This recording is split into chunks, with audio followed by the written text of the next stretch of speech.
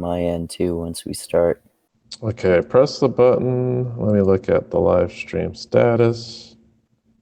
Now it's showing online. Oh yeah, I just got a notification of that. Yeah, me too. Nice. And let me check all other audio sources to make sure no audio is playing. I do need audio. It's weird because the computer, I think the stream actually records the audio that comes from the Hangout, like directly from my computer. So I do have to make sure that is going on. Great. So one thing I want you to check, if you can you just go ahead and check the stream to see if like audio is normal sounding and you can hear what's going on? Yeah, I just want to make sure we're not like muted or the audio is not coming across clearly. yeah, I'll check. So I'm going to do some testing. La la la la la la la la la. La la la, twiddle-dee, twiddle-dum. Testing 1, 2, 3. 3, 2, 1, blast off. 1, 2, 3, 3, 2, 1. Yeah, it's working. Great. All right. And since it's working, I think we can officially start this business. All right, we're doing part 3. This is going to be the final part. If things get jacked up, I'm actually going to have Andrew see if he can start one. I don't think things will, as I made it expressly clear that my computer is not to be turned off today. Okay, so we left off.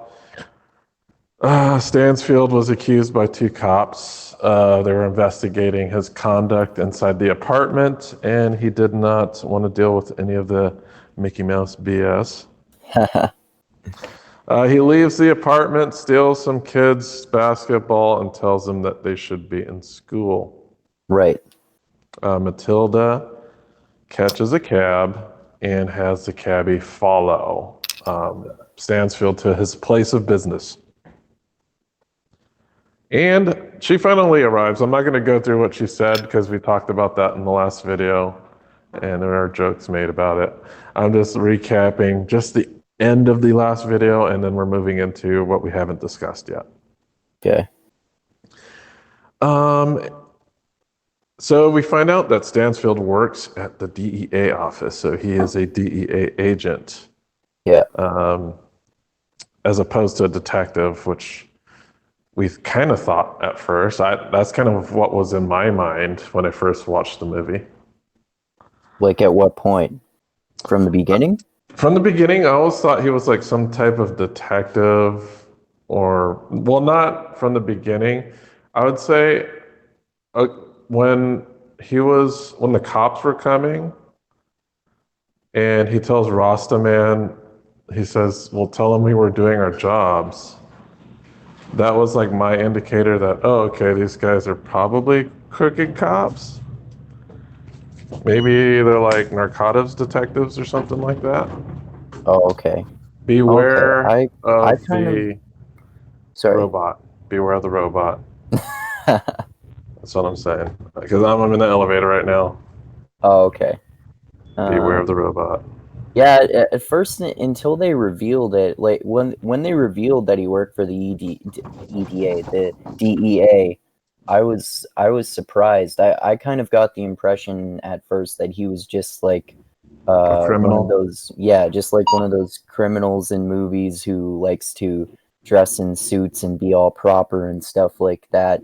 And in the part that you're talking about with the Rasta man, I kind of thought I thought he might have been half joking or something like that, or maybe he knew that the cops coming were themselves corrupt cops or something like that, and he was a criminal and their organization had some sort of deal going with the cops or something like that. So I didn't. There's one key scene that firmly cements him as some type of law enforcement. And that key scene is when he's in the apartment talking to the two investigators. Yeah, yeah, And that's true.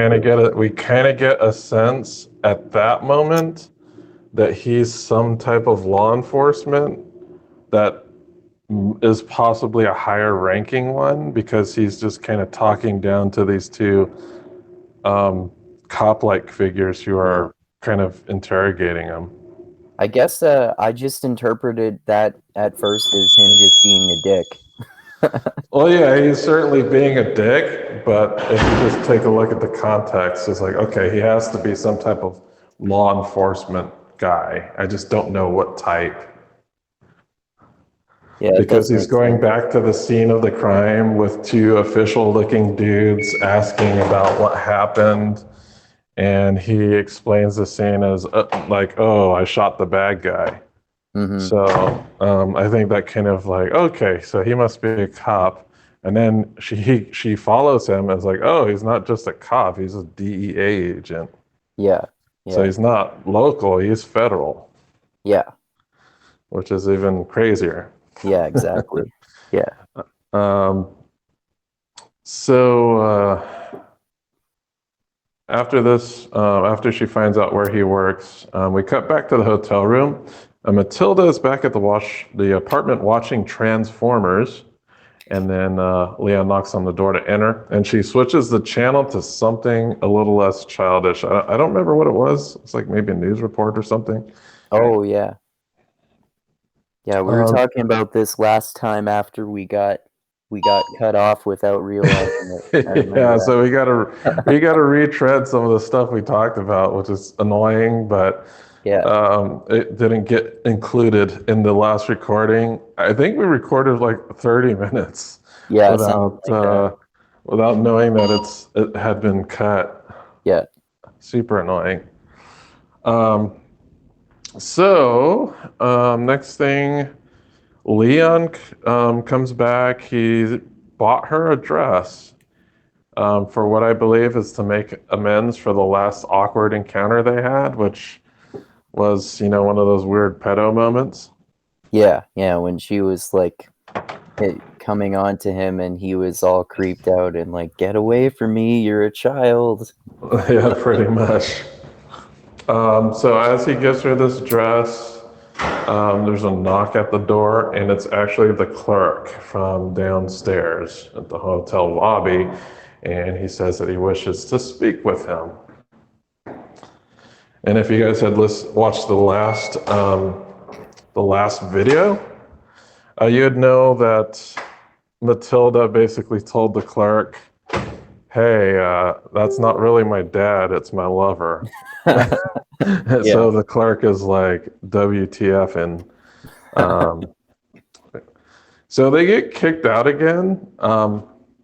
This is interesting. I don't know if they get kicked out or if they're just trying to flee the scene. Who knows if that guy tried to call the cops or something. yeah. That's a good point. I think we were talking before about how it's a good thing that they just kicked them out and didn't like report them or something. But that's a good point. They could have reported them and they could have just fled. So they do find another safe house, and we do get a scene of Leon in the shower, and it looks like he was injured from his last job, shot in the shoulder.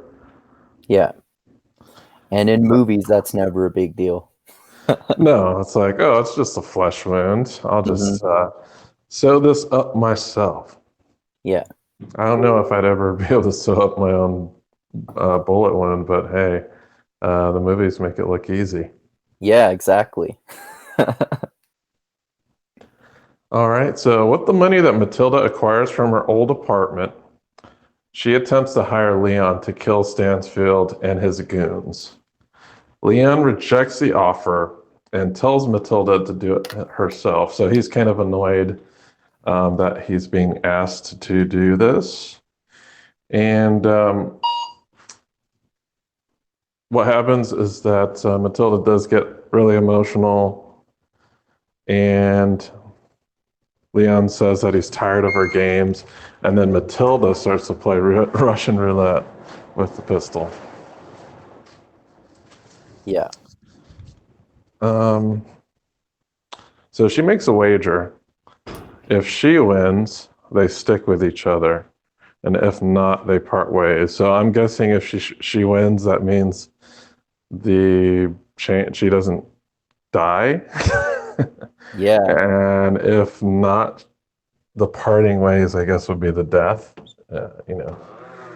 yeah, So Leon knows that he's so familiar with firearms. He knows that that shot is actually going to kill her. yeah. You can And hear that there's a round in the chamber, he said, right?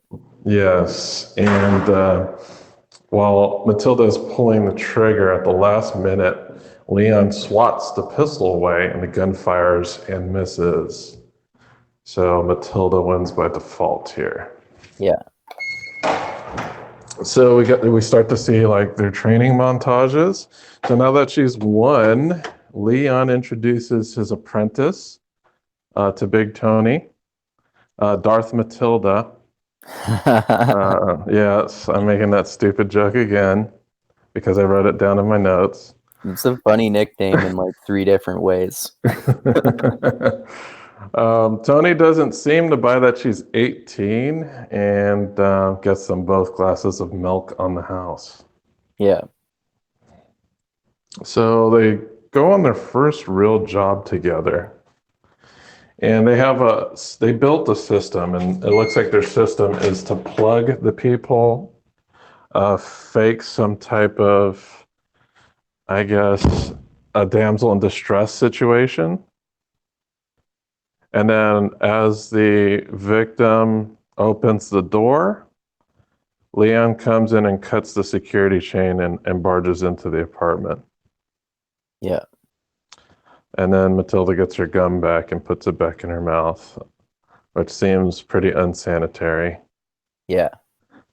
And we were talking about this before too, like uh what's the point of her even doing the whole wait, like yeah, that whole thing seems unnecessary. Like The gum part, yes. yeah, because But she she can could just easily keep use a finger. yeah, and she But like just playing the damsel in distress so that the door can get open so that he can cut the security chain. yeah, and it's weird because the only reason I think he'd need to block the people is if to make sure Leon's not seen. Yeah, But he kind of stands to the side anyway. And when you're looking through the people, it's kind of obvious if it's being blocked. yeah, Like, if you know it's being blocked, typically you're not going to open the door. yeah. Yeah, that's a good point So, too. Like no one yeah, is suspicious that it's being blocked. yeah, because I've had that done to me. And it wasn't by like a criminal, like it was by a friend. Oh, I okay. was like, make sure. It's like, come on. I know there's some shenanigans going on. Right. So, what happens? They enter the apartment. Leon leads the resident around the apartment with a gun in his mouth, like a dog on a leash. Mm-hmm. And Matilda discovers a table full of drugs. At this point, Leon has Matilda assemble her gun and he tells her to shoot the man. She ends up shooting the man in the abdomen, but it appears to be a paint pellet. It's not a real bullet. Yeah. Leon nonchalantly coaches Matilda while the man is just freaking the hell out. He's Yeah. like, "What the hell is going on here?" Like, Yeah. it's just kind of a weird comedic situation, but in a very macabre kind of way. Yeah. So Leon allows, he gives her some advice about the shot. He says that she needs to shoot him a second time. So she does, and it looks like the shot is a little off the mark. The guy says, what the fuck is going on? And Leon just shoots the man using proper technique. Yeah, I think we were we were talking about this when we got cut off last time. He does that thing that guys do in movie, like in movies like John Wick, for example, just like turns around and casually shoots a guy without even looking at him or something like that. Yeah, that's right. Yeah.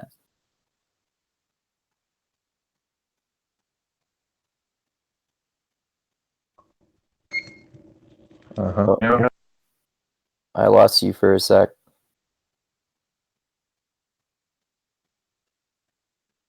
that. No, it's Oh, just like really loud messages. I lost you twice in a row there.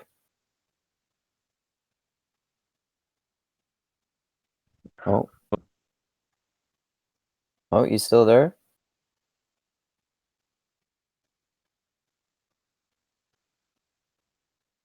Right. Are you there, Andrew? Yeah. I keep losing you. You hear me now? Yeah, I'm here. Yeah. Are you there now? Oh, damn, what's happening? My job just sends me really annoying messages. What?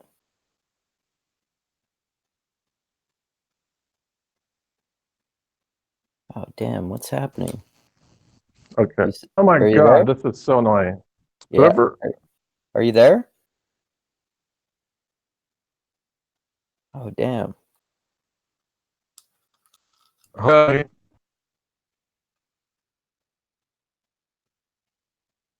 Can you hear me? Yeah. Sorry. Sorry. What happened? My job sends me really annoying text messages repeatedly. They send me like 5 of the same message in a row. And because I assign high priority to my job's text messages, it kind of interrupts everything on my cell phone. Oh, okay. And you're using And your cell phone for your Bluetooth headphones? no, I'm hardwired now, so I'm not even using a Bluetooth headset anymore. Oh, okay. So why Like does I'm your using cell phone mess it up then? because when I receive messages from my job, it's you. I don't think you can hear it, but it's a really loud rap song Oh, okay. that No, I didn't hear. overpowers all the audio. Like if you were talking, I'd barely be able to hear you. It'd just be like a really loud rap song. Oh, okay. Specifically, "Lean Back" by Fat Joe. Fat Joe. Yeah, Yeah, nice. one of my favorites. Love It'd that be song. it'd be better if Oh that God, started. here goes Fat Joe again. Hold Oh, on. oh, okay. Oh man, Jesus. Yes, Oh, Fat Joe. you're not Okay. cutting out this time. Yeah, I think it's because I moved to like a better area. Okay. Yeah. Dang. So I received an email from Brian Jennings, aka Jenkins B. Jennings, because I sent the email out about the about the chat, and he's Yeah. like, "Part three. I'm going to have to rewatch this movie." I think he thinks that we're analyzing this thing so deep that it had to go into 3 parts, but that's not really Oh, the case. yeah, yeah, It's just technical difficulties. yeah. um, all right, getting back to it. So, um, Leon demonstrates proper shooting technique on the man. And then Matilda goes back to the drugs and she says, "No women, no kids," as a justification to destroy the drugs. I guess her justification is that these drugs eventually will reach their way to women and children, possibly. Yeah, you were mentioning that last time and that makes sense. Yeah.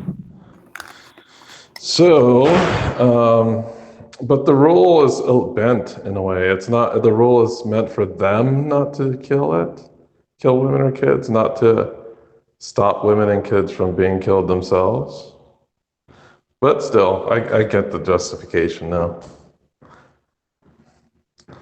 After that, they go to a really nice restaurant to celebrate a job well done.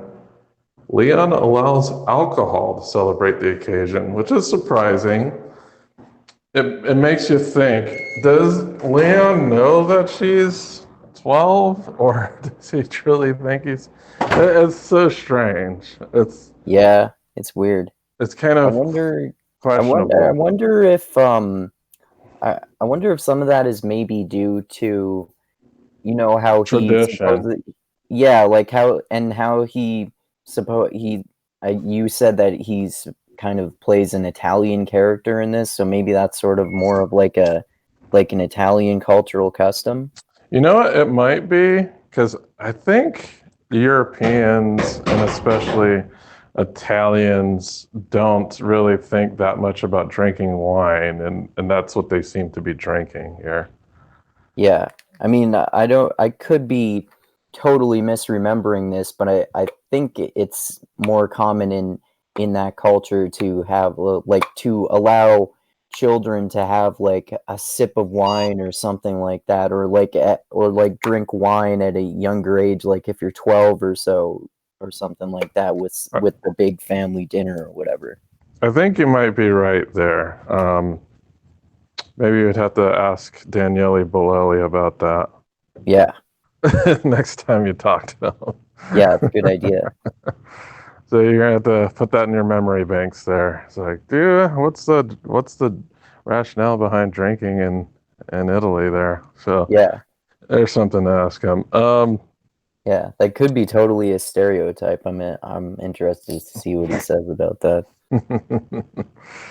So another awkward moment happens here. So Leon does allow alcohol to celebrate the occasion. I'm guessing this is something he does after a job. We don't really get to see that happen previously, but it's to celebrate basically the first job or whatever job that they completed. So Matilda tries to kiss him, but Leon employs expert pedo blocking skills here. Right. There should be another shirt about this movie made with that phrase, not just no women, no kids, pedo blocking skills.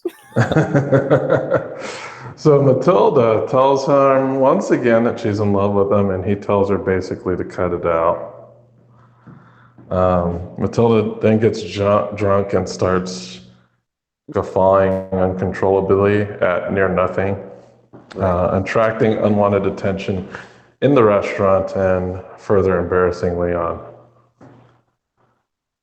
After this scene, we do get a montage of them completing multiple contracts using the same method, the gun on the peephole, damsel in distress method.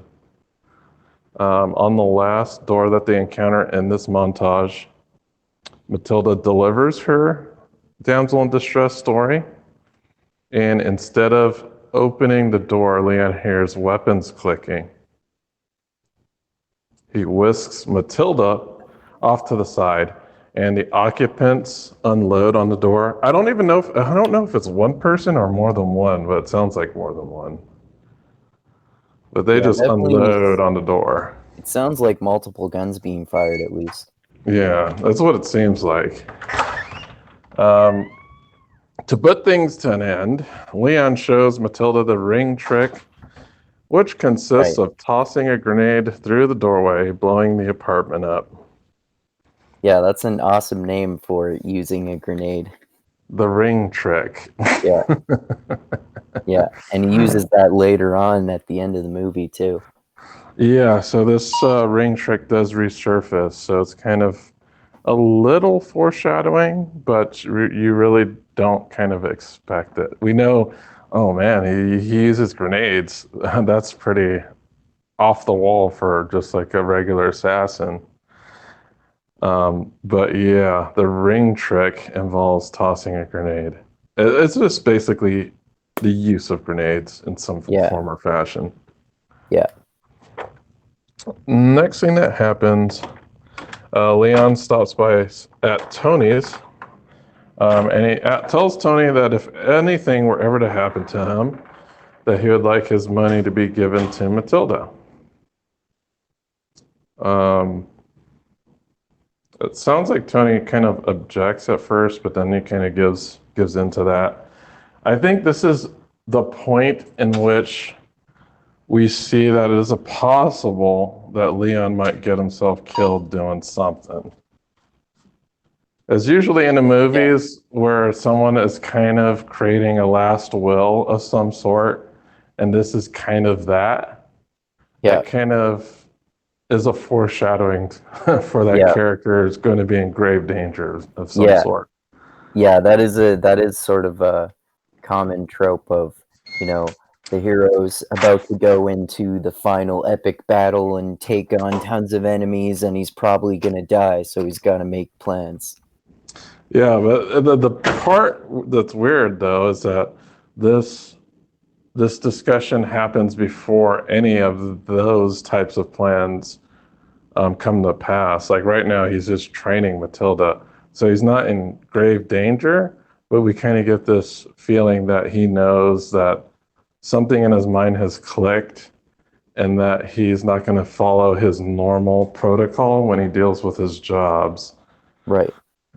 Yeah, that's a good point too. He's not anticipating all of the serious shit that happens not too long from this point in the movie, but you can't anticipate it yet because those precipitating events haven't happened yet. Mm-hmm. So we get a cut back at the apartment, and this is kind of where we're given a little bit more hints. Leon says that his next mission needs to be done alone because it's too big. We do kind of learn about it later, and it's pretty big. So it's kind of a good thing that he didn't invite her along, and it was pretty dangerous. They have a discussion too, because he tells Matilda,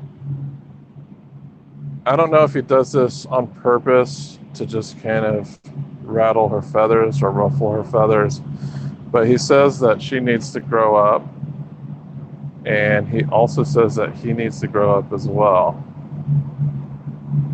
Because I think she was upset that she wasn't coming along with him on this particular mission.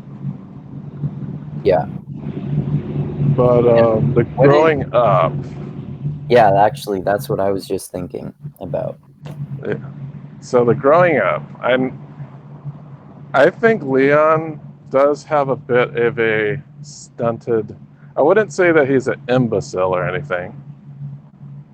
Not at all. I don't think that. But I do think he's not super mature.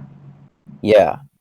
I think that, like, based on what we learn later about his tragic circumstances to do with his love interest that led him to come to New York in the first place. It seems pretty obvious later on with those circumstances that he's emotionally stunted. Yeah, definitely. He is definitely emotionally stunted. That is for damn certain. Yeah. We will talk about that too. But yeah, I didn't really think about that. That traumatic event definitely stunted himself. And it happened when he was a young enough age that he lost a lot of adult life experience. Yeah, exactly. So let's see. After he leaves, Matilda does some chores. Then she goes out on the stoop of her building to do some thinking. Some local boys in her neighborhood, extort her for $10, and she hands them a $100 bill. Right, and when we were talking about this last time, I was saying I found that part weird. Like, I thought it would be more realistic if those bullies had like just taken all of her money or beaten her up or something like that. And you were making the point that it seems like it seems likely that in those environments they would be able to sense, even at that young of an age, that if someone is waving around that kind of cash, then they're someone dangerous, basically, I think is what you were saying. Well, the thing too is she didn't. Her interaction never had any ounce of fear in it. She was very confident with them, and she kind of turned the tables as if she was the mob boss that was paying a bunch of lookouts for her, almost. Yeah. Like she is not being like she it's like the transaction is no longer an extortional transaction, but she's actually paying them almost to watch her back as like eyes and ears or something. Oh, that's a good point. Yeah, that's entirely possible. And it seems like after that interaction, the boys have respect for her. It's not as if it didn't seem like they were bullying her at the end. It's almost as if No. she was she had the upper hand, and Yeah. she actually told them to go away and stop bothering her, and they did. Yeah, exactly. Which is why, like, when I saw that at first, I found that confusing. Like, what? Why would they just listen to her? But I guess, like, based on the her mannerisms in comparison to, well, within the context of her environment, I guess it makes sense the way you explained it. Well, it's the confidence coupled with, wow, this 12-year-old is strapped with cash. She must be kind of dangerous in some way.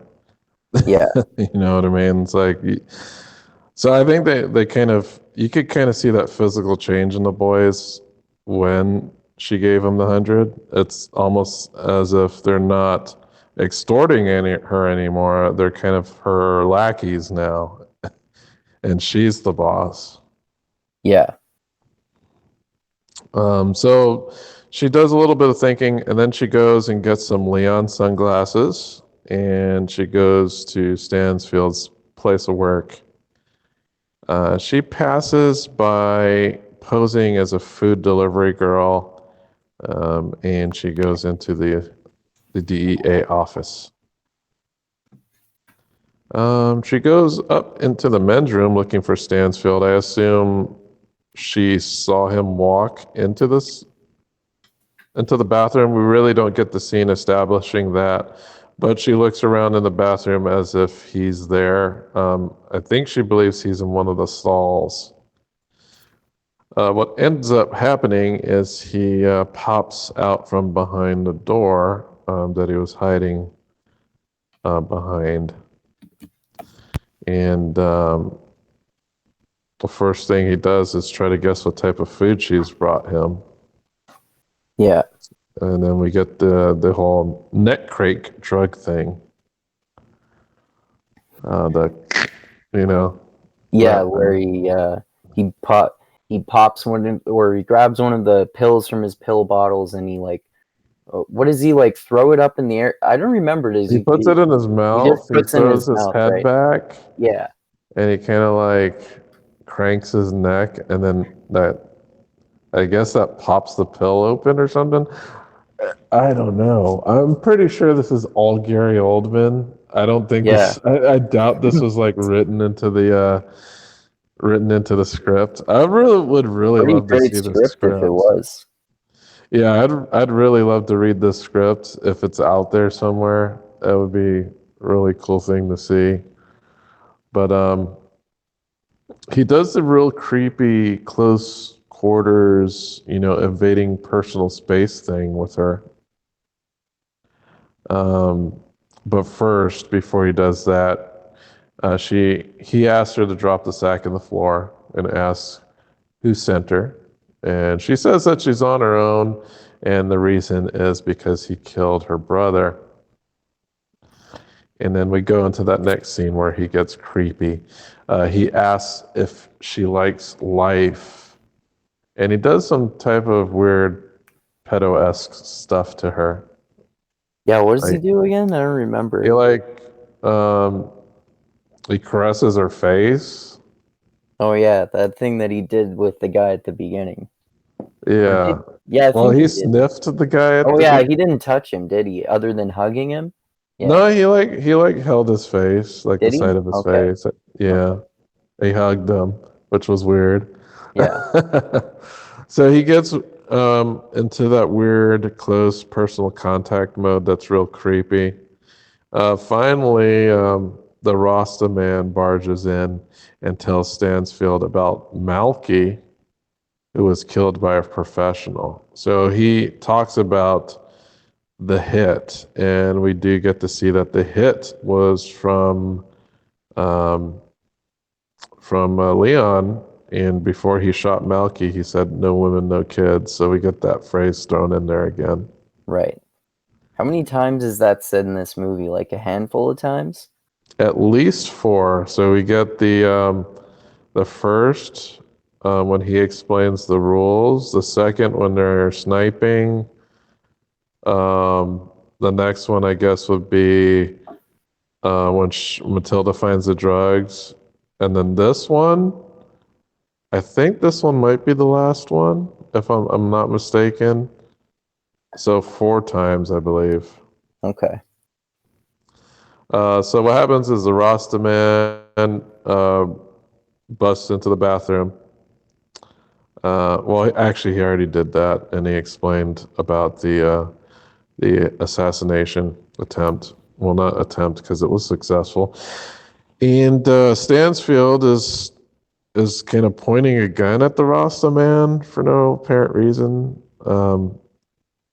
But Stansfield orders the Rasta man to take Matilda upstairs. Next thing we get a cut. Leon returns home, and he finds a love slash suicide letter slash contract negotiation left by Matilda. So she explains in her letter that she is going to take out Stansfield and off herself. She left Leon 20 grand to finish the contract if she fails. Leon heads out immediately to the DA building upon reading this letter. So when he gets to the building, he manhandles the two security guards on duty. And then, meanwhile, this is happening.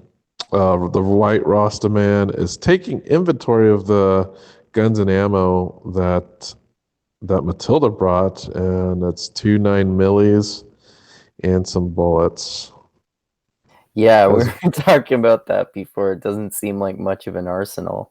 yeah, it's just like two handguns and a bunch of bullets. Yeah. And that's kind of weird because they're bullets, it's not like they're in the clips. So you'd have to actually reload these weapons. But I think one of the handguns I thought she was given was a revolver, if I'm not mistaken. Oh yeah, I think you're right. But I don't know. Maybe it's possible that since they were going on these jobs, that she was given like an upgraded gun. I don't know because typically 9 millimeters are not a semi-auto. They're typically not revolvers. Right. The revolvers are usually different calibers. So what happens next is Leon busts in and shoots the white Rasta man in his body. Leon and Matilda embrace, and we get some really interesting scene where it shows a shot of their feet. Hers are in the air, and his are firmly planted on the ground. Yeah, It's and almost she's like a father-daughter reuniting in some way. yeah, like she jumps into his arms and he's hugging her and well, holding her in the air, right? That's right. So they go back to the cab. I forgot to say that Leon had the cab wait for him. Right. And the cab was upset because it was like 10 minutes and he's parked in front of a federal building and he didn't want to get a ticket. Leon explains that he tried to do his best in a very calm manner, like after he just killed a bunch of people. Yeah. So they go back to the apartment Matilda lays it on really thick by wearing the dress that Leon bought, and she starts making sexual suggestions. And then Leon again uses his pedo blocking powers and says no. Yeah. One thing I wanted to address too is last week we did have a couple questions in the chat, Oh, okay. and someone was asking what the difference was between the theatrical version and the uncut version. Oh, yeah. You were telling me to watch the uncut version, but I don't remember why. But you said they were different, but I don't remember how. Yeah, so in the theatrical version, all of the weird pedo stuff is cut. None Oh, of okay. that. Yeah, none of that stuff is in like the theatrical version. So all the Oh, okay. weird, like, her telling him that she loves him, the sexual suggestive stuff. The one thing I think is in the movie that they didn't cut is when I'm pretty sure that they left this in. I might have to revisit it, but I think the one thing that they left was when Matilda tells the clerk that he wasn't her father, was her lover. That's a I weird think thing to leave in. Yeah, I think that's the thing they left in, if I'm not mistaken. I could be wrong though. Oh, But okay. most of the weird, like, pedo-sexual stuff is actual cut out of the theatrical version. Hmm. I guess that's understandable in a way. But I mean, at the same time, even though we're constantly making fun of it, the that I can see how that could happen in a way, like Stockholm syndrome or whatever, and like especially since you're a child, you could confuse like having like positive I don't know, feeling towards him as a father figure and getting that confused with like sexual love because you've never experienced it before or something like that. Well, yeah, and it's like she is confusing that guardianship. But then again, she's in a really dysfunctional home, and we only just see kind of a slight glimpse of what's going on in there. That's true. And it's like the dad is like screwing the mom in the middle of the day in the bathroom. I don't know what the hell's going on in that household.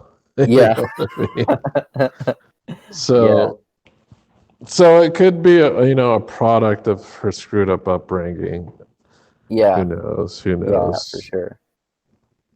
Um, so this is where we get the breakdown of Leon's past and why he is the way he is and how he became assassin and why he's pretty much been emotionally stunted for quite a long time. So we get a glimpse into Leon's past, and he tells Matilda about the tragic loss of a girlfriend he had at the age of 19.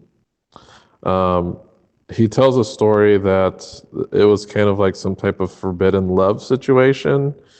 The father found out, and there was like some type of weird honor killing that occurred. Yeah. Um, because of this, Leon seeks revenge for his girlfriend's death and actually ends up killing her father. After he does this, he has to flee, and he ends up fleeing to New York, to his father, who at the time was working for Tony. Right. And after that incident, I don't know if he's been celibate, but he's at least not had any relationships with women since he was 19. I kind of got the impression that he like basically became almost asexual or something like that. Like celibate Yeah, basically. I think that is the case because he kind of has like a childlike fascination, like with old movies, Yeah. and we do kind of get the vibe that he's extremely socially awkward.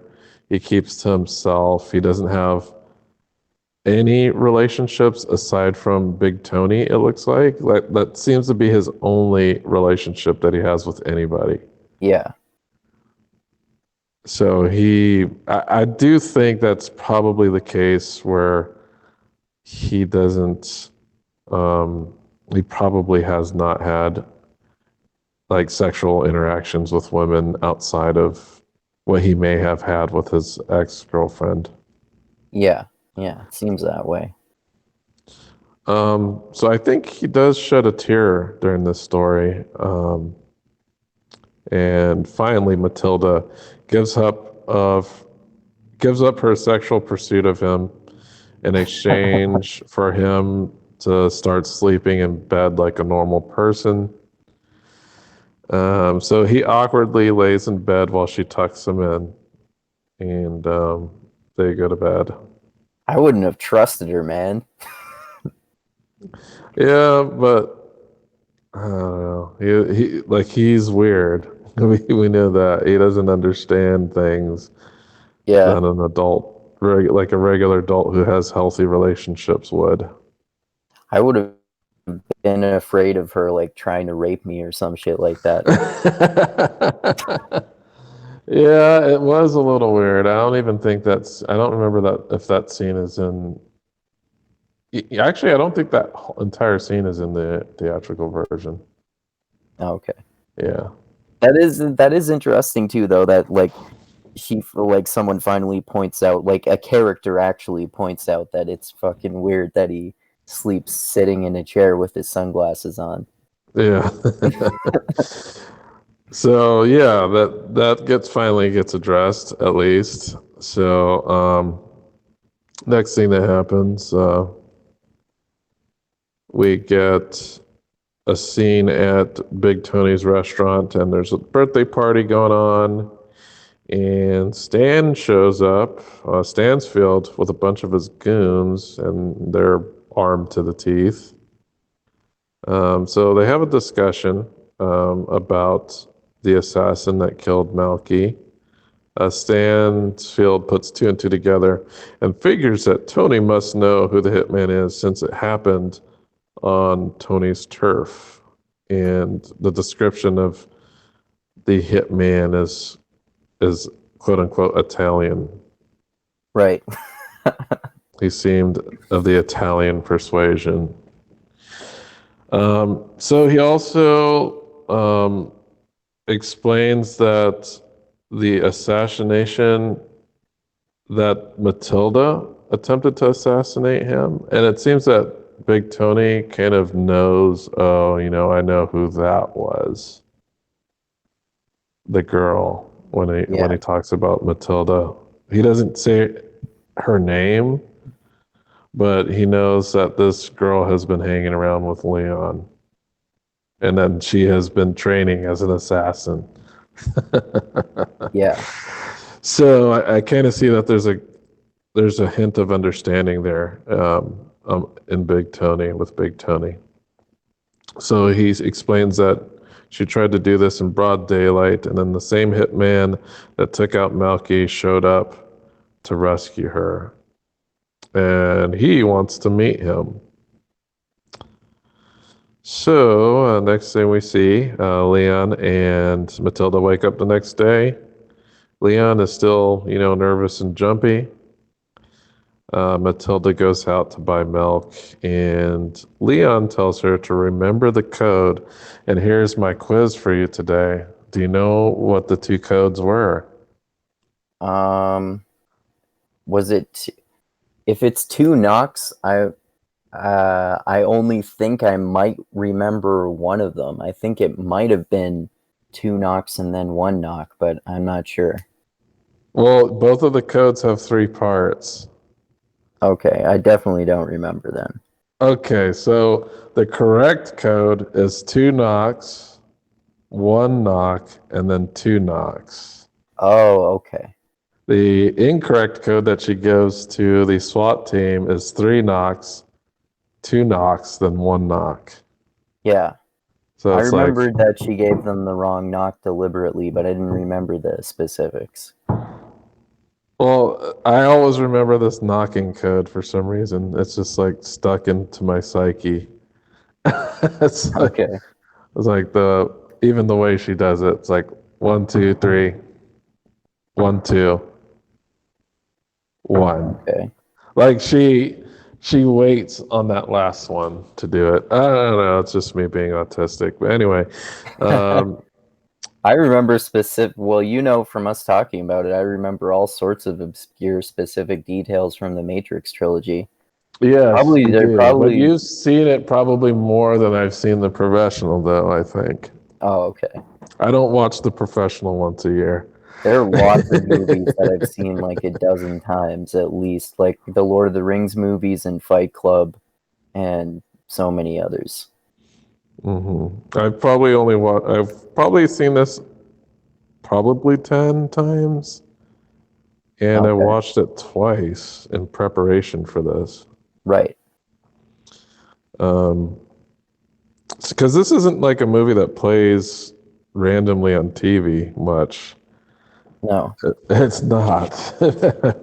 It's something you kind of got to go and seek out. It The was on Fifth Netflix Element for a little does. bit. Oh yeah, yeah. It was certainly on Netflix for a while. I know the Fifth Element is one of those movies you'll see playing on TV Yeah. like randomly, but not this movie. Yeah. All right. So next thing, on her way back from getting the milk, we see Stansfield lurking behind a corner. So we get to know, okay, Tony broke. He told Stansfield where they're at. So before she reaches the apartment, she gets snatched up by a SWAT team and they ask her a bunch of questions and then she gives them the wrong code, which is 1, 2, 3, 1, 2, 1. So the SWAT team does their SWAT team stuff and they approach the apartment. They use the wrong code and then they enter. Right. They search around a little bit for Leon and then Leon shuts the door and starts busting caps. When I like the stylistic thing that they do here. So he closes the door, he shoots them all up, and then the door creaks open as if he's showing the rest of the SWAT team what he just did to them. Yeah. I don't know if it's done. It's like stylistic in the way that it's shot. I don't know if this is like a deliberate thing that Leon himself did. I kind of feel that Leon deliberately did this as a show of don't mess with me. Yeah. Yeah. I think so too. Okay, so after that, a SWAT guy tells Stansfield that there's a man down, and then one of my favorite scenes commences. It's probably my favorite scene of the whole movie. Um, do you know what happens here? It's when they come in and attack and he takes them by surprise, basically. No, no. It's a Gary Oldman moment. So the Oh, next okay. so the SWAT guy tells Stansfield that the man's down, and then Stansfield's like, I told you, Benny, bring me everyone. And then Benny's like, what do you mean everyone? Everyone. That was such Oh, an yeah, yeah. epic That's scene. definitely an awesome Gary Oldman moment. He just like I was like, man, that is because it reminds me of I think that's one of his trademarks is that he goes from calm to insane in 0 to 60 miles per hour. Yeah.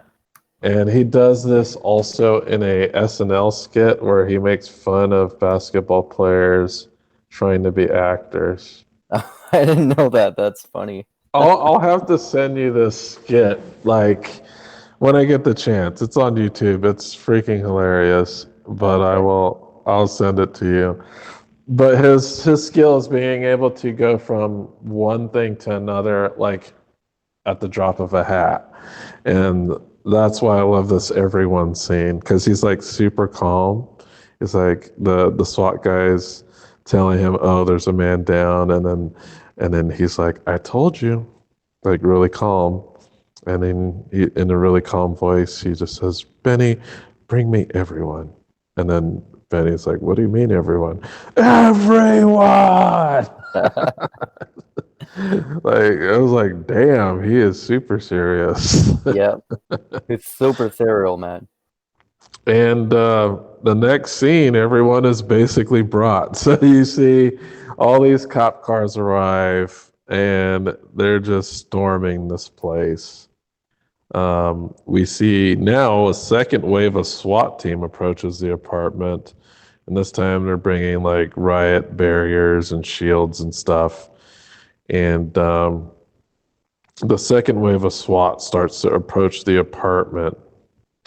Leon surprises them from the ceiling. So we actually get to see what happened in the first encounter, which is Leon was suspended from the ceiling and he shoots at some of the SWAT approaching the apartment. So he clears out the hallway, but he takes a shot to the shoulder. Yeah. So this is kind of okay. So a second screw up happens with the SWAT team. We have a team that went in and got shot to hell, and then a bunch of people that got shot in the hallway. And the SWAT guys have a conversation, and I think the leader tells one of his subordinates to take a look around the corner. And as soon as he pops his head around the corner, there's a gun to his head. And Leon asks for the girl, and then he takes the SWAT guy hostage. So they back up to the apartment, and Leon asks Matilda to grab a fire axe. At this time, this is a pretty cool thing he did. Leon shoots a sprinkler. The SWAT team at this time thinks Leon shot their teammate. Yeah.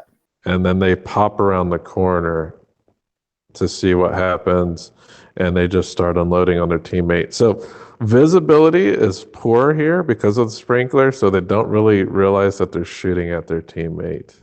Yeah, exactly. Human shield. And then what happens is Leon counters. He's already inside the apartment at this time because when he shot the sprinkler, he unhanded the SWAT guy and then quickly retreated into the apartment and closed the door. Yeah. So Leon shoots at the SWAT guys through the door, and I think he hits quite a few of them. And then one of the other SWAT guys tells a guy on the radio, I have no idea who he's talking to, but he says, "Send the cats." I was like, "Send the cats?" I was like, whatever the hell that is. But they're in the apartment now. Leon tells Matilda to watch the windows. As Leon grabs his plant, snipers unload on the apartment, and we get to see the obligatory laser sight scene where you see a bunch of lasers poking into apartment, which signifies that there's snipers on the rooftops and whatnot. Yeah. I remember seeing this and I was like, oh, wow. Because I'm not sure if lasers sights were used all that much in the movies. I know they were in the Terminator. Oh, yeah. But I was like, oh, wow, snipers. Look at those laser beams. That was a big thing in movies for a while. Yeah, like the stay away from the windows and then seeing like laser dots everywhere. Yeah. Yeah. So at this time, Leon goes to try to create an escape route. First, he shoots at a vent, and then he starts taking an axe to it. And he screams while he's axing the thing. Mm-hmm. And he's really just trying to get Matilda out of there. I think at this time, he doesn't really think he's going to survive. So first, he drops the plant down the air vent. Matilda notices that the vent is not big enough for Leon, and she doesn't want to go. She really wants to stay with him, even though it's extremely dangerous. At this time, Leon reassures her that he will make it out and that she'll never be alone again. Um, it's kind of like he's reneging on all his pedo blocking stuff, but I think he's just doing it to make her feel at ease Yeah, that she'll leave him alone. yeah, Um, but even the stuff that he says to her, it still sounds fatherly and not like in a like non-platonic way. yeah. Like he said, does he say? I think He he says says that he that he loves loves her, her. right? Yeah, Yeah, he does before he sends her down. yeah. But like you said, it sounded to me too like he was saying that in a fatherly way. And he promises her that he's going to set down roots. And this goes back to their conversation they had about how he is like Yeah, the plant that he carries around. So they have a teary um, departure. She goes down the vent, and then we get like this really cool, odd camera cut. I don't know if you noticed this. Do you know what I'm talking about? no. Okay, Leon turns around from the vent and screams. Mm-hmm. Do you remember that? And they do Not kind of very. like this close up of him screaming. Oh yeah, yeah. And while he's screaming, the police shoot a rocket at him. Oh yeah. So he's like, ah! And then there's like a rocket that just gets fired into the apartment. Yeah, of course. Yeah. Just to let you know, we're almost done with the film. This is like pretty much the end. Oh wow. So Leon jumps out of the way of the Yeah. explosion, and he seems to be mostly unscathed by it. The SWAT team swarms the room, and Leon poses as an injured member of the SWAT team. So that's pretty ingenious. Yeah. They then carry him out of the apartment to have a medic look at him. Stansfield is upset because he hears that Matilda and Leon have not been found after the SWAT team scoured the apartment. We do see that Matilda makes it out in some type of basement area, and Leon is taken to a bench and he's looked over by a medic. At this point, we see Stansfield walk near him, and Stansfield recognizes Leon, Yeah. But and that's pretty but that was pretty smart though how he got out that way. yeah, it's genius. Yeah. The only thing I think he was just trying not to talk as much as possible because of the accent. Yeah. Because Yeah. there's a part where I think he was still trying to conceal his identity. Because there's a part where he asks to put the mask back on because he breathes better with it. Yeah. Yeah, so he's trying to hide his face obviously, but then obviously it's also a good thing that no one actually knows what he looks like anyway. So Stanfield is the only one who recognizes him. Yeah, it would be because all of Stansfield's guys were killed pretty much. I think the Yeah. only one that survived was Benny. Yeah. Benny was the one that told him, "What do you mean, everyone?" Yeah. Benny's also the one who shot at them while they were trying to leave the apartment. Yeah. So, next thing we get Matilda makes it out, and she actually makes it to the street now. Stansfield starts clearing out the lobby. He's telling people to get out of the lobby.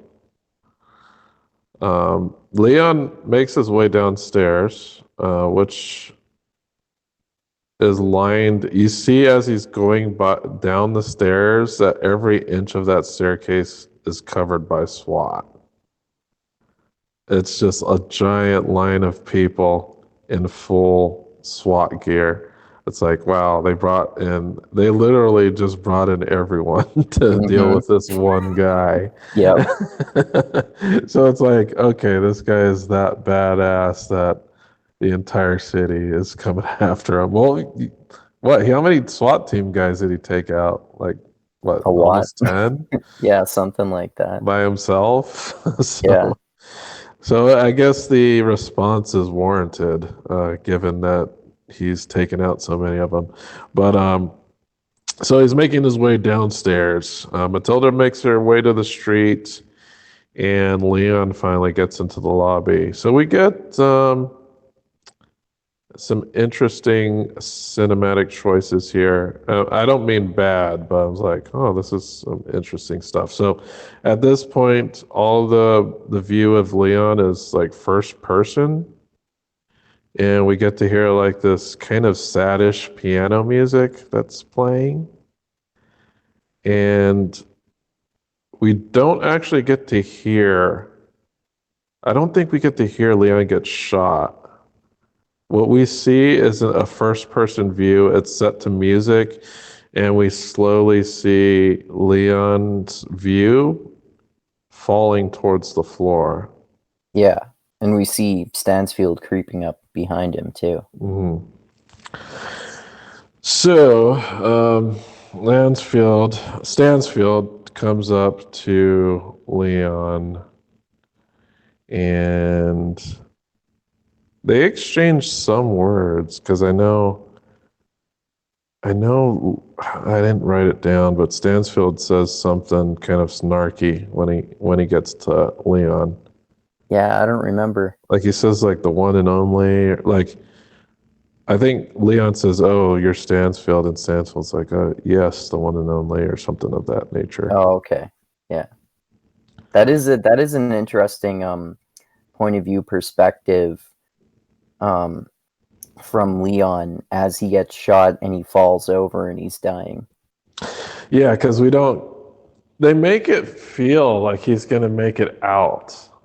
Yeah. Like we hear this nice piano music, and it starts to get sad as his point of view drops towards the fore. And I do think it's pretty good in delivering some emotional content there.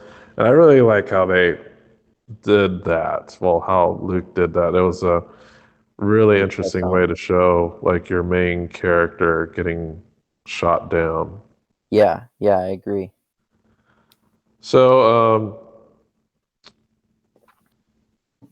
I think Leon doesn't tell Stan to get closer, but he does because Leon tries to talk to him. Leon's basically on his last legs here.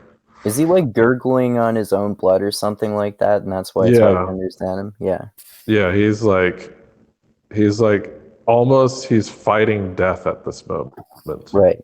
That's kind of how I feel, because he wants to deliver a last message to Stansfield, and he hands Stansfield an item, and he's like, "This is for Matilda." And then Stansfield looks at the item, and it's a ring from a grenade, and then he opens Leon's vest, and it is just, I think there's like probably 10 grenades strapped to him. Yeah. The ring trick. The ring trick. So Stansfield says shit, and then a big ass explosion ensues. Yeah. Blows out into the street. Yeah. After that, Matilda shows up at Tony's, and we see Tony, and he's all beat up from the previous encounter with Stansfield. Yeah. So it wasn't like Tony, it doesn't seem like Tony. Okay, so at this point, you get the idea that Tony didn't willingly betray Leon. Like he had to be coerced through force to give him up. That's what they. I think they make it seem like Tony tried to hold that information at bay, but because one, he was getting beat up, and two, if you remember, there were kids in the restaurant, and they did not allow those kids to leave. Yeah. So they're trying to show that Tony is you're turning into just a robot. roll over on them. Yeah, it's the elevator. Oh, now you're fine. Okay, so yeah, they kind of show that Tony has a beat up face, and that was my interpretation. That was kind of like, okay, Tony wasn't just a rat. Like they had to really beat it out of him. Yeah. Yeah, that was Uh, kind of my impression too. so Tony gives his spiel about the Bank of Tony. We've heard that for a couple times. Tony's hard to knock off, etc., etc. And Matilda doesn't just want money; she wants to work as a cleaner. Yeah. And then Tony is just livid, and he's like, "It's over. The game's over. Leon's dead." Like he really just screams at her. And then Tony gets real, telling her that she should go back to school and that she's not the only one hurting over this. Yeah. And he does address her age, like directly. Yeah. Like 12-year-old basically says like a 12-year-old shouldn't be trying to become an assassin. That's Yeah. a paraphrase. Exactly. And we know from earlier too that Leon was 19 when he first started learning to become an assassin, right? That's right. So Yeah. he was an adult at least, Yeah. a legal adult. Yeah. But it's not, because technically Matilda hasn't killed anybody.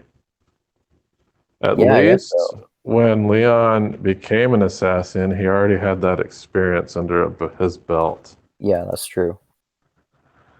But I don't doubt Matilda would. Well, I know she would kill someone like Stansfield just because. But what if she wasn't emotionally attached? I don't know if she could do that. Yeah, that's a good point. So what ends up happening, Matilda goes back to school and she tells the lady that her parents died in a car accident. Yeah.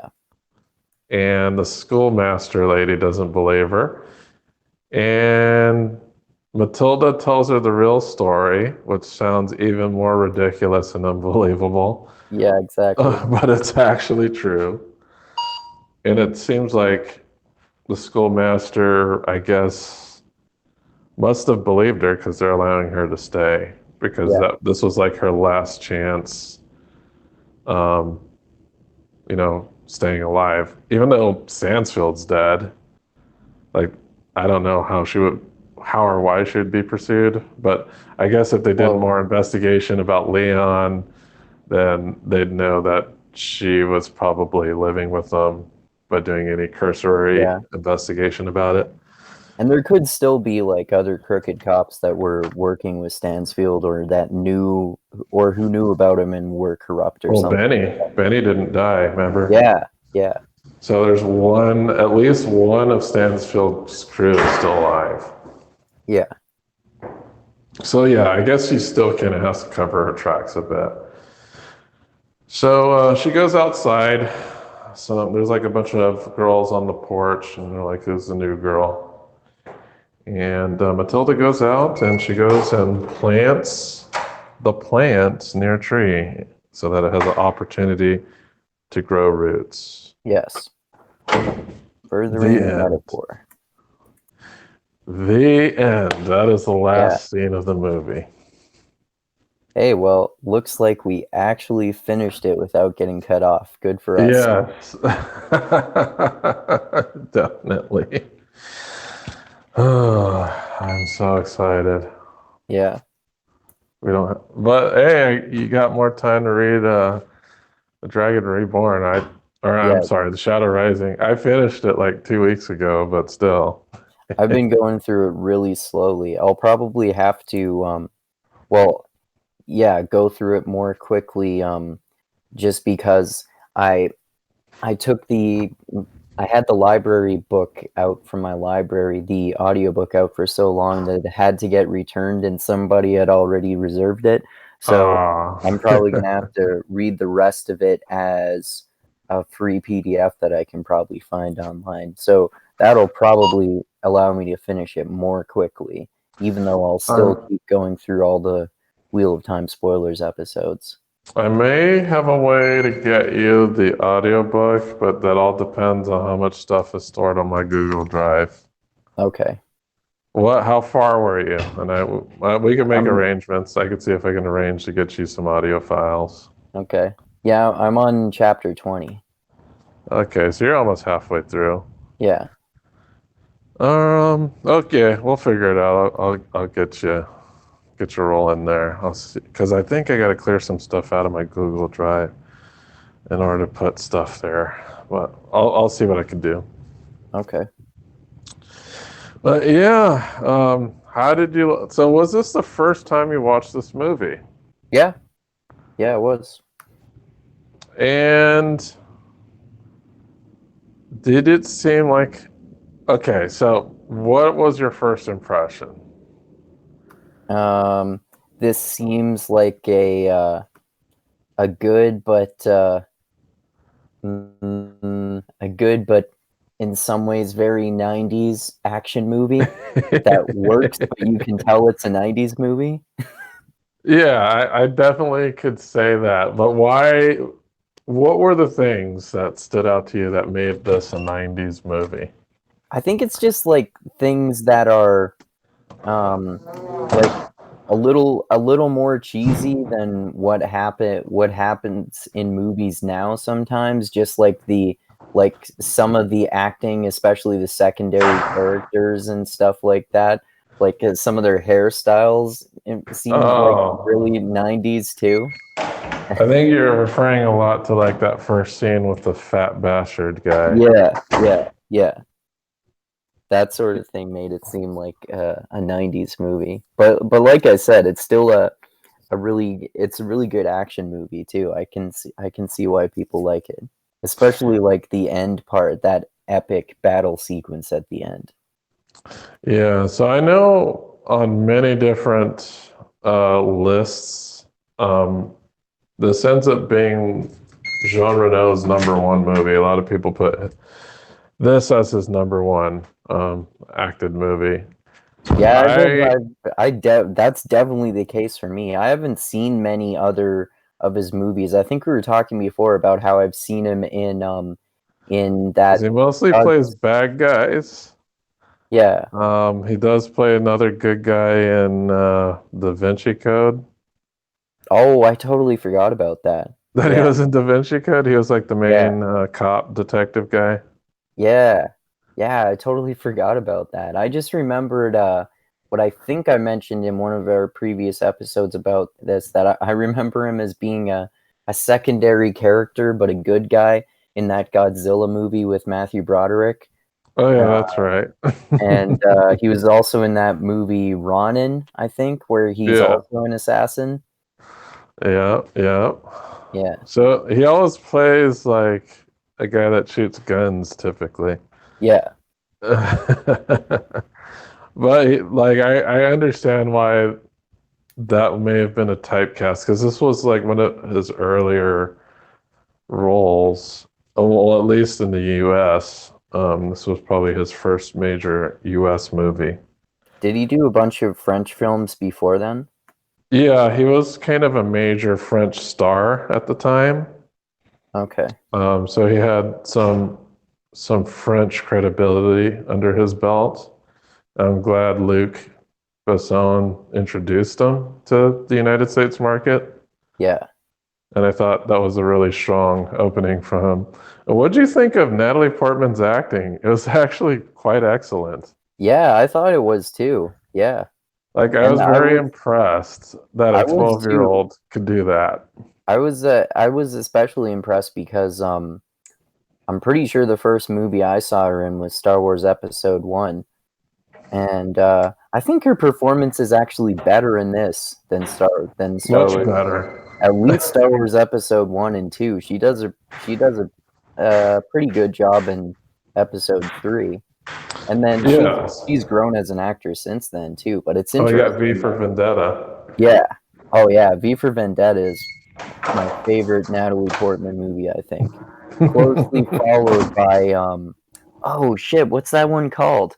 The science fiction one that Oh, was based, Annihilation? Yeah, Annihilation. That's my second favorite movie with her in it. Yeah, No, she's a great actress. I yeah, think this, to me, it showed a tremendous amount of acting ability at a young age because there's a lot of emotional scenes in this yeah, movie where yeah, she has to display emotion. Like there's definitely a couple crying scenes. Like one of the ones that I thought was really good is one of the very first scenes where she's trying to get Leon to open his door. yeah, yeah, And she's definitely. just like breaking down and trying to restrain it at the same time because she doesn't want the bad guys to notice that she's crying. Yeah, definitely. So I thought she did an excellent job in this movie. I think it's one of the things that kind of cemented her as okay, this girl has talent. She's Yeah, going to be in definitely. other things. Yeah, yeah, for sure. Yeah, I bet you were surprised. What, a 12-year-old Natalie Portman? Yeah, I was really surprised.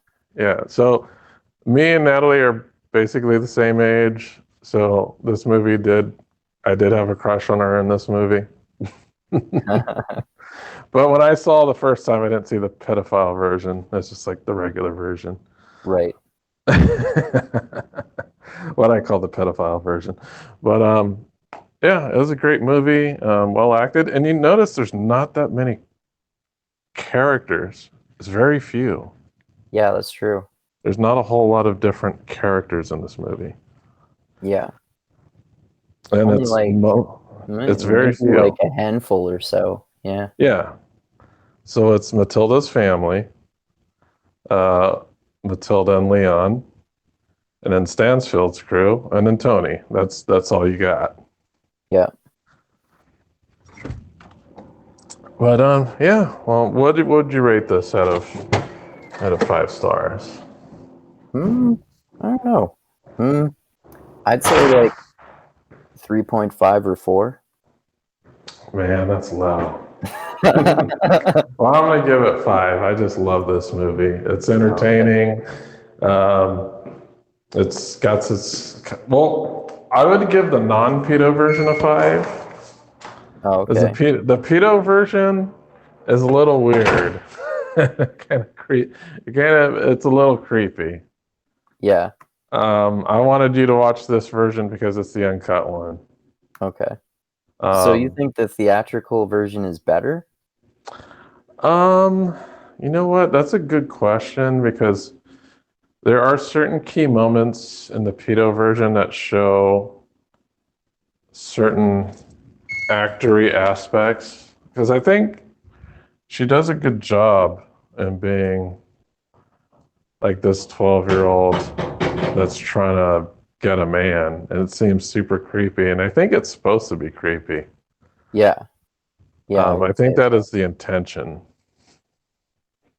And then one of the moments where we actually see Leon shed tears is when he talks about his girlfriend that got killed, and I don't believe that scene is in the theatrical release. Oh, okay. That's a pretty important plot element.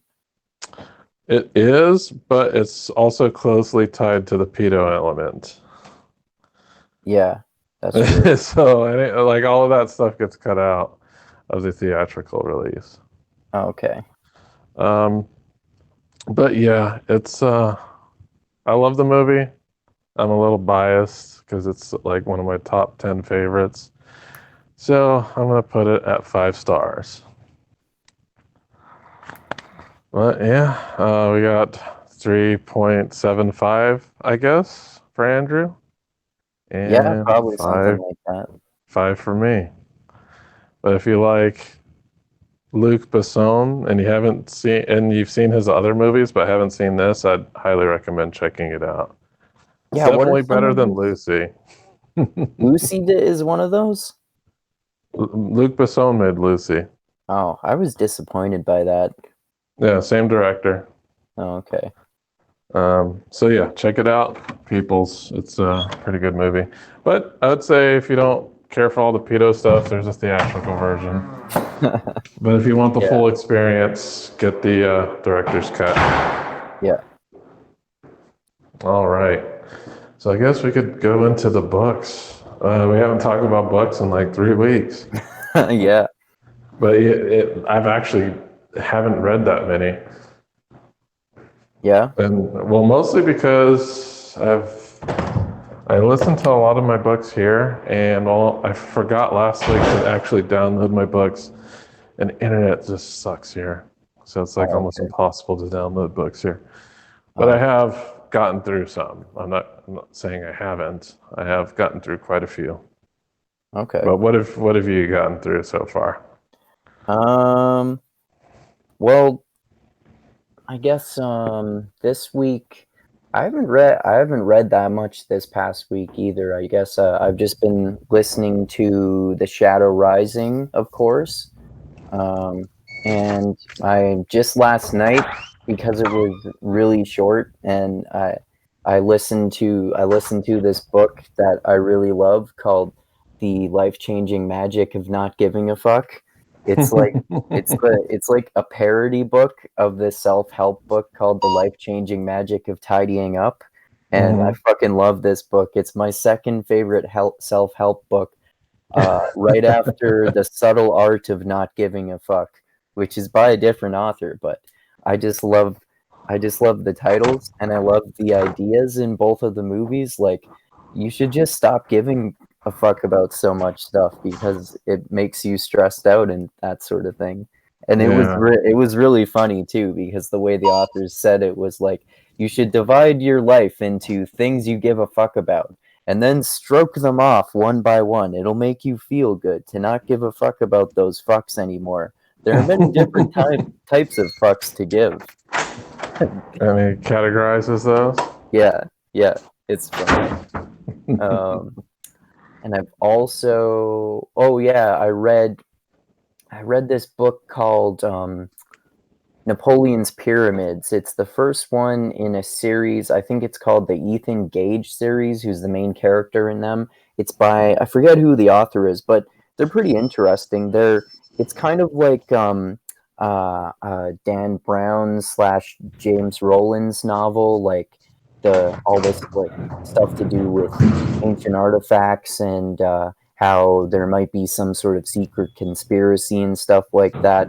It's sort of historical fiction too. The main character is, I think he's an American, right at kind of like right at the start of America as a country. And it's sort of like altered historical fiction in some way. In some ways, he basically ends up, I think he's at some girl's place and he's having sex with her, but then it turns out that she was manipulating him and she wanted to frame him for stealing this medallion that she had. So she had given it to him for that reason, and he ends up having to flee her place when the people who she had stole it from come to her place looking for it. And then through trying to get away, he ends up getting sucked into going with Napoleon's army, who is going to Egypt um, to use that medallion to unlock some sort of like ancient, what might be some sort of supernatural ancient secret hidden in the Egyptian pyramid, in the like the Great Pyramid, I think it is, on the Giza Plateau. So it's interesting. You can see the sort of ways that it's kind of similar to a Dan Dan Brown. Brown or James Rowland's novel. Yeah. Okay. I've never actually read a James Rowlands novel, but I think I've actually read most of Dan Brown's. Oh, okay. Yeah, James Rowland's style is pretty similar um, to Dan Brown, and I think I forget what one. I think one of them might be called Map of Bones, and I think another one is called Amazonia. They're all sort of set in different places in different parts of the world, but it's the Hmm. same sort of style. It's like people getting caught into conspiracies and having to search ancient ruins and solve puzzles and all that sort of stuff. Hmm. Okay. Yeah. But yeah, it sounds very Dan Brownish. Yeah, yeah, it's interesting. I was going to ask you because this is something you might be interested in. Something that I come across is because I got this book for free recently, and it's what was it called? It has something to do with Stieg Larsson, and I know you like Stieg Larsson a lot. Yeah, I've read that whole series, including the two in the series that were written by a different author named David Lagerkrantz after Stieg Larsson died. Yeah, so wasn't it that all of his books were posthumous? How do you say that word? Yeah, I think Post they were published after posthumously. he died. After Yeah. he died. Yeah, he just I'm pretty sure he just turned in like the manuscripts or the first draft to his publisher, and then the whole trilogy got published posthumously. Yeah. hmm So yeah, he's pretty cool in that way. That all his books were extremely popular. I was reading about him, and he won some awards after he died. Oh yeah, that's right. I forgot Like about that. a lot of awards for his writing. But there was some book that just came out. I received a free Kindle copy of it because I am a Prime member. And let me see what the name of that book is. Because I think you'd be interested in it because it's actually, I believe it's nonfiction, but it's about Stieg Larsson. Oh, okay. That sounds Um, interesting. Let me see. I got my Kindle here, and I believe I had downloaded this to my Kindle.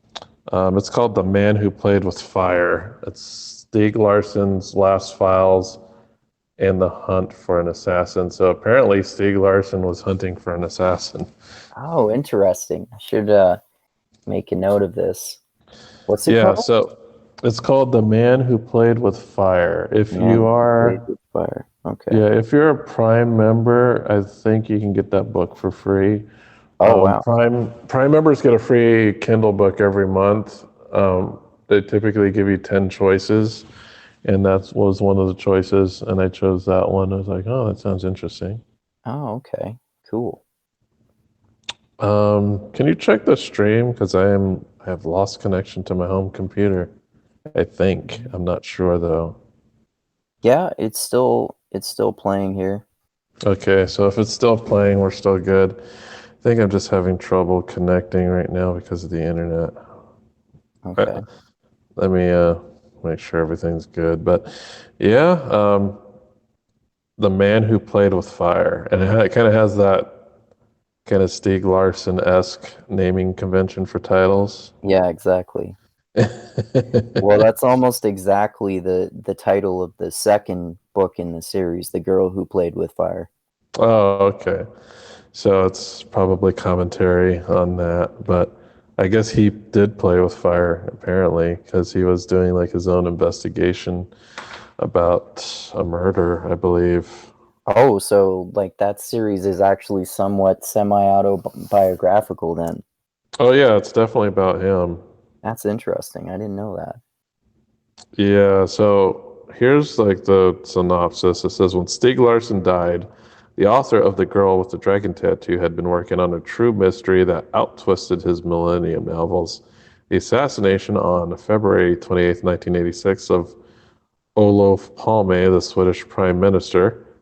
It was the first time in history that a head of state had been murdered without a clue who'd done it, and on a Stockholm street at point blank range. So apparently, he was actually trying to uncover an assassin who had assassinated a Swedish prime minister. I didn't know a Swedish prime minister got assassinated. That's crazy.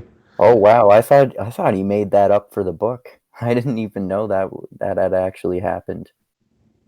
Yeah, yeah. So internationally known for his fictional far-right villains, Larson was well acquainted with the real life counterparts. Okay. So this is like supposed to be a real story collected from his files. Oh, okay. But yeah, that's worth checking out. It's free right now for Prime First Reads members. So if you're into that, I'd say it's worth checking out. Cool. Do you get, and even if you don't have a Kindle, I think you could download the Kindle app and actually still read it. Oh, okay. Cool. But yeah, there's that. Okay, yeah, and I was able to connect back to my home computer. Great. Oh, good. Um, oh yeah, what else have you been reading?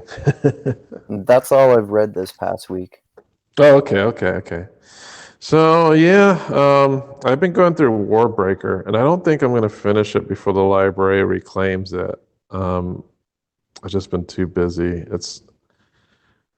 It's hard because my daughter started preschool, so I got less time to like read because I got to go to sleep earlier because I got to wake up earlier, Oh, okay. and that was one of my impediments. And then I'll catch up though. But yeah, Warbreaker is a Brandon Sanderson novel that Oh, is in cool. the Cosmere, and it takes place on I don't know which planet, but apparently this has direct ties to the Stormlight Archive.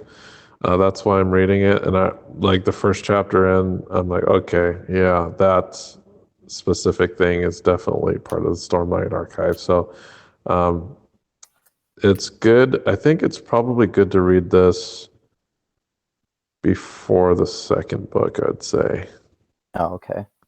because there's like important stuff in this book that I think um, needs to be known for those who are big fans of the Cosmere. Like, you don't have to follow all the different threads, but following all those different threads is pretty fun. Oh, okay. That's like Uh, how you said I should read Mistborn Secret History before I read the second Mistborn cycle. yeah, Secret History is kind of like a concurrent book that happens during the first three books. However, I think it's very important to read that before you even read the next era. Okay. Because it's like, it's kind of mind blowing. Like when you're, the secret history is definitely a secret history. There's like Mm. some mind blowing elements of it. Yeah, you said it changes the meaning, it changes some of the meaning of the whole first trilogy, right? Yeah. You question the events as they've been shown to you in the first trilogy. Okay. There's definitely, it does have to do with the major events of the book. I can't even really talk about the secret history at all without spoiling anything. Cool. Like, I can't tell you who it's about. I just cannot. It's something you just would have to read because I think even in the first chapter, you're like, WTF? Like, Okay. holy crap. Um, so I finished that. I've been working on Lord of Chaos, which is book 6 of The Wheel of Time. I finished, oh, I guess I didn't even put that in my reading list. I think I did, but I finished the first Earthsea book, Wizard of Earthsea by Ursula K. Le Guin. Oh, how was that?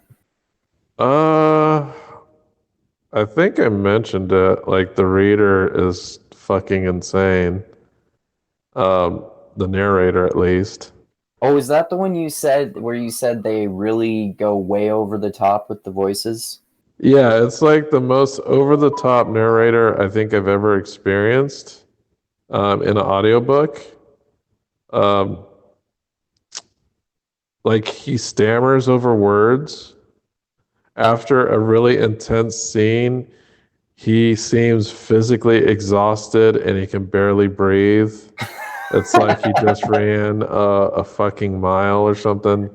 Right, And right. yeah, it's like, Jesus Christ, you just read. It's like, is it really that physically taxing? Um, like, he reads certain portions like it's an action scene, and it's not at all. Like, I think there's this one scene where he's describing the hustle and bustle of like a dock on an island, but he's reading it as if there's like it's an action scene. I was like, I'm like expecting action, and he's just describing like, oh, the sailors and the ports masters, and oh, the masts are so large, and look at the birds. I was like, but he's saying it like it's an action scene. It's like, and the wind breaks so heartily against and there are so many deckhands, and the deckhands are questioning what they should do. I was like, Jesus Christ, man, this is not the way you should read like a color description scene. It's like, I'm expecting a fight to break out any minute, but that didn't happen. I would recommend someone to listen to this audiobook just to check out like how insane the reader is. I think if I got a better reader, I probably would have given it a 4, but I'm basing it off of what I had experienced, so I had to give it a 3. The story's Ursula K. Le Guin is very prosy. Okay. Some people like that. I'm not a super big fan.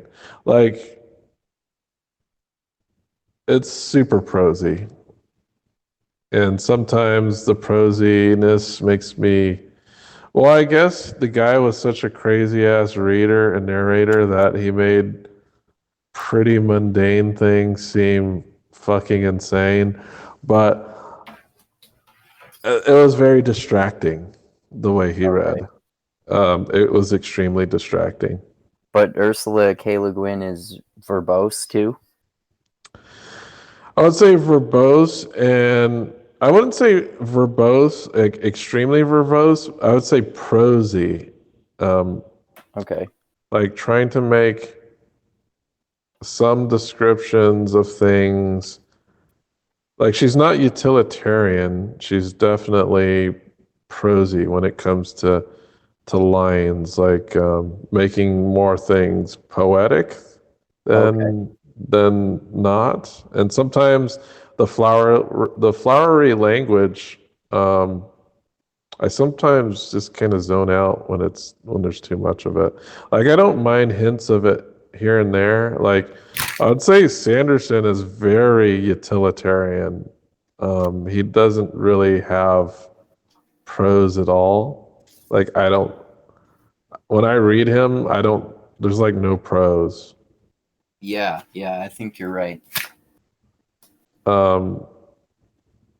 Jordan has a little bit more prose. He's prosy enough not to make me pissed off, if that makes sense. I don't know. It's just like when things get too prosy, it kind of bothers me. Even though the Ray Bradbury book that I listened to was super prosy, but it wasn't too bad because the reader was Tim Robbins, and he actually did a pretty good job narrating that book. Okay, so is it both that Ursula K. Le Guin is a little more prosy than Robert Jordan, and it was like accentuated and made worse even by the narrator? I think you could say that because I'm reading her second book right now, or listening to it. Different narrator. However, I still zone out. The narrator is not as exciting as the first one. Of course, he's not distracting. But now that I think of the two stories, the first book had way more action than the second book. And I think that might just be what's bothering me, because I think I'm basically halfway through it, and it's kind of about bureaucracy more than adventuring, because the main character is like some person who works in a monastery, and you can imagine the comings and goings of a monastery can't be terribly exciting. Right. Yeah.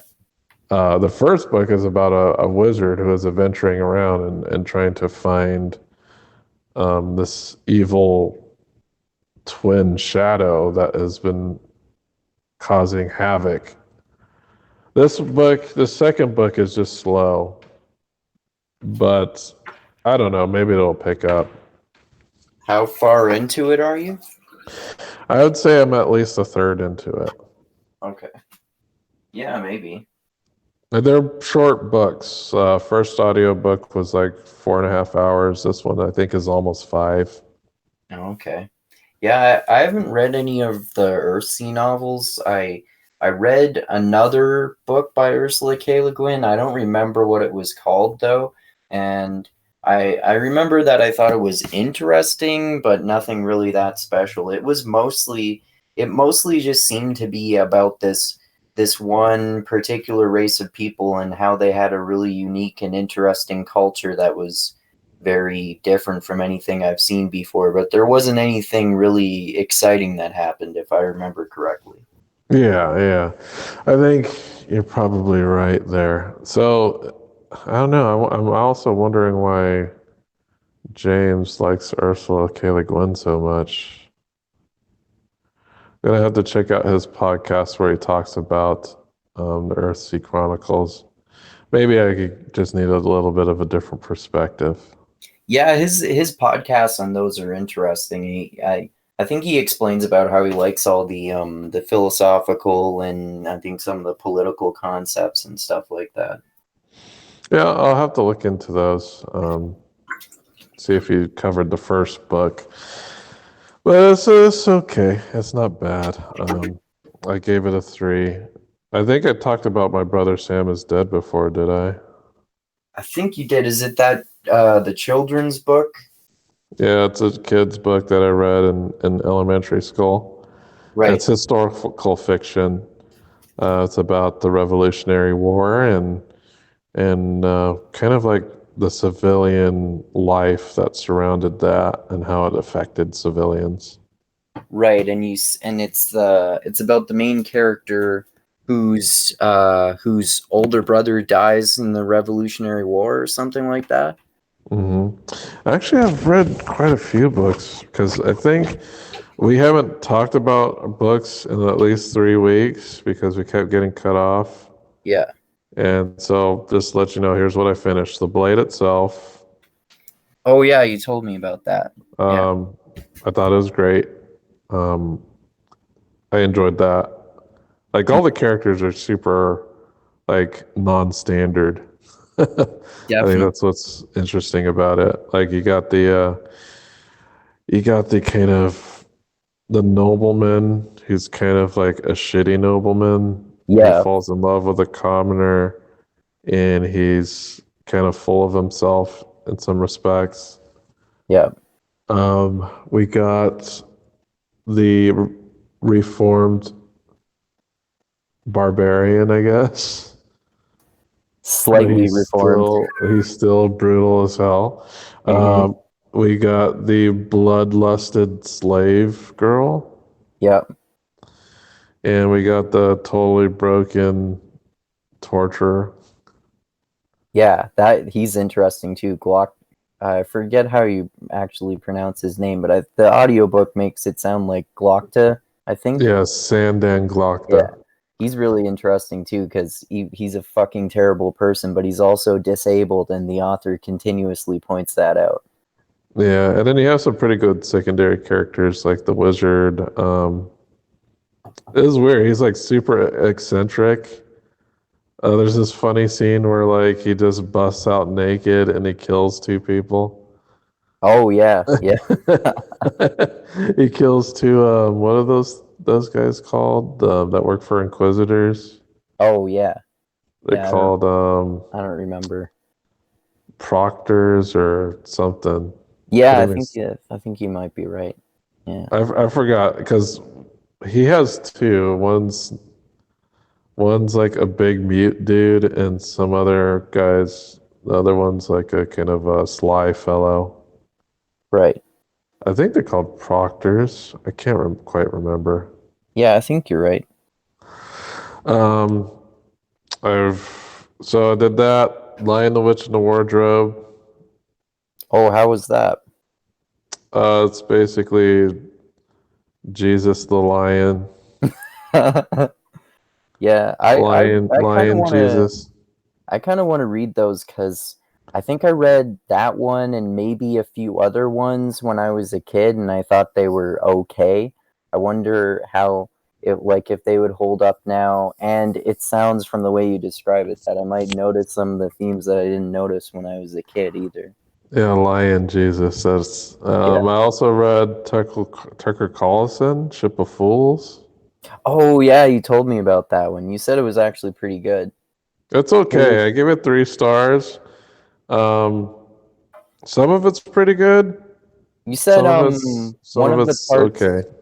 You said one of the parts you liked was his critique of Ta-Nehisi Coates, right? Yeah, that's probably my favorite part of the book because I don't like him either, and he Yeah, kind of nails like the major problems with Ta-Nehisi Coates, yeah, and he even talks about like the people like Cornel West's like critique of him, um, and just how he's kind of like the liberal messiah for woke white people. yeah. Um, a really good book, Alexander Hamilton. I really loved that one. Oh yeah, I think I gave it 4 stars, but it's insane that a vice president of the United States was a fugitive to the law. yeah, That's fucking crazy. Like, I think about that, and then today's politics is like not even close. yeah. Exactly. Like especially that part I was telling you about near the end of the book, which is my favorite part because it's so bizarre and it puts like today's political and it makes today's political landscape look tame by comparison when I forget who it was, but the president or the vice president at the time The when he vice got president. yeah he got into a duel with Alexander Hamilton and killed him, and the Hamilton didn't die till days later. But then I think like a few weeks later, the guy who killed him started going around joking about his death, saying, "My friend Alexander Hamilton, whom I killed." And then he had to recant that because he was charged with murder. Yeah, exactly. And then he fled, and um, he actually was very brazen and came back into session when Congress was in session. Yeah, And people are like, what the hell is he doing back here? But he ended up like totally dishonored and I think poor at the end of his life. yeah, Because there was a point of time that he was a fugitive and he was also the vice president of the United States, yeah, like simultaneously, which is crazy that he was on the run for murder and he was also the vice president. yeah, If that's not insane, I don't know what is. yeah. And I mean, like today, even no matter how mad people get, you don't really see, well, you don't at all see like presidential candidates having duels with each other and shooting each other. Yeah, that's pretty crazy. But yeah, that was a fun book. It is a history book, but I think he did a really good job at making the actual history exciting and intriguing. Yeah, yeah, I agree. As Hamilton was a weird guy, Yeah, he was. and then he got caught up in that sexual scandal. That was pretty funny. And he's like, "Yeah, that's right, I did do it. Didn't deny it at all." And he Oh, used that it. is that the that woman who he had affairs with for years, and she had 5 kids, but both his mother Hamilton's mother and him convinced her to give all of them up for adoption. Mhm. Yeah. It's crazy. Yeah, I know. It is.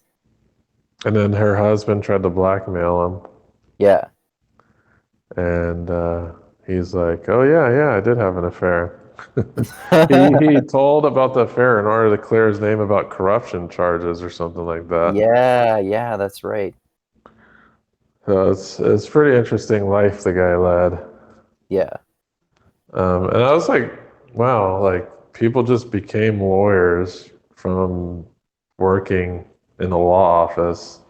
Like it was such a different process back then. Yeah, that's a good point. I didn't even think about that. And then Hamilton himself, he kind of had very humble roots, and um, and he was very hungry and curious. So a lot of his early education was self-taught, which I found pretty interesting too. Yeah. So yeah, he's an interesting cat. I'd recommend checking out this book. It's a fun book. But I read that because you said it was pretty cool, so I checked it out and it was available at the library. I said, "Well, let me just see what this is all about." Yeah. Yeah, it's good. But yeah. Oh man. So I think that's it. That's all I read. Um, I'm lagging behind my usual rate of reading, but that'll pick up soon. Just all this headache stuff that I have to deal with in real life. Once I get that everything locked down, I should be back at it. Cool. All right. Well, I guess we could wrap it up and start doing our plugs. Cool. All right.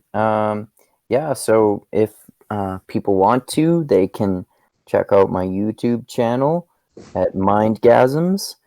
Do lots of deep dives into philosophy with Chief Keef, aka Tim Keefe, and many others, and lots of other interesting ones like tomorrow.